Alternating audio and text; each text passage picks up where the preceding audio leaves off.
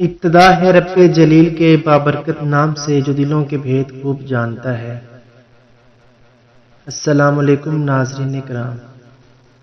اسی زمانہ میں حضور اکرم صلی اللہ علیہ وآلہ وسلم کی پھوپھی اور حضرت حمزہ رضی اللہ تعالیٰ عنہ کی سگی بہن حضرت صفیہ رضی اللہ تعالیٰ عنہ کی بہادری اور ہمت کا واقعہ قابل ذکر ہے۔ واقعہ یہ ہوا کہ جنگ کے زمانہ میں مسلمانوں کی عورتیں اور بچے حضرت حسان بن ثابت رضی اللہ تعالیٰ عنہ جو حضور صلی اللہ علیہ وآلہ وسلم کے درباری شاعر تھے، ان کے قلعے میں بھیج دیے گئے جو بنو قریظہ کے قریب تھا۔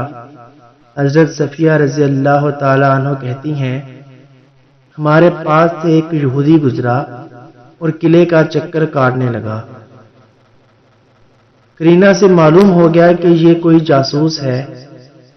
یہ اس وقت کی بات ہے جب بنو قریظہ رسول اللہ صلی اللہ علیہ وآلہ وسلم سے کیا ہوا عہد و پیمان توڑ کر آپ صلی اللہ علیہ وآلہ وسلم سے برسرے پیکار ہو چکے تھے، اور ہمارے اور ان کے درمیان کوئی نہ تھا جو ہمارا دفاع کرتا۔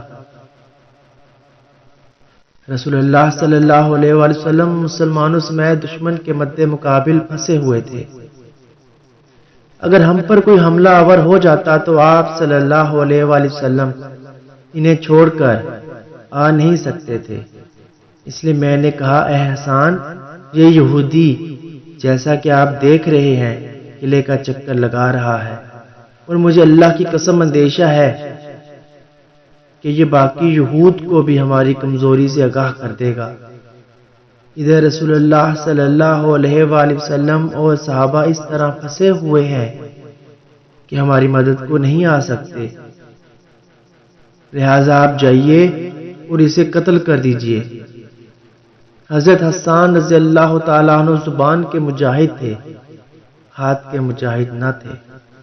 جواب دیا، واللہ آپ جانتی ہیں کہ میں اس کام کا آدمی نہیں۔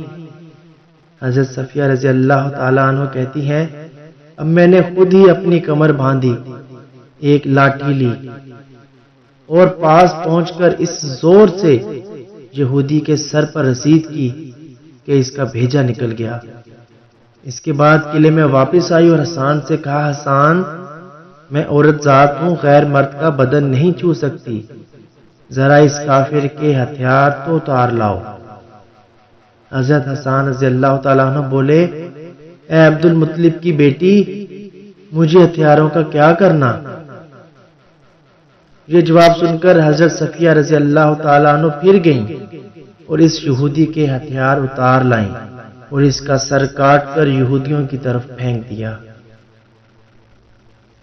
حقیقت یہ ہے کہ مسلمان بچوں اور عورتوں کی حفاظت پر حضرت صفیہ رضی اللہ تعالیٰ عنہ کے اس جاں بازانہ کارنامے کا بڑا گہرا اور اچھا اثر پڑا۔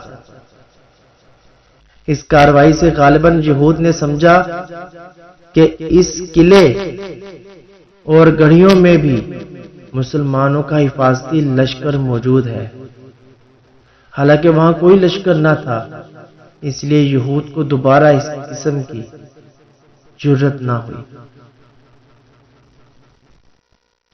ہماری ویڈیو پسند آئے تو ہمارے چینل کو ضرور سبسکرائب کریں۔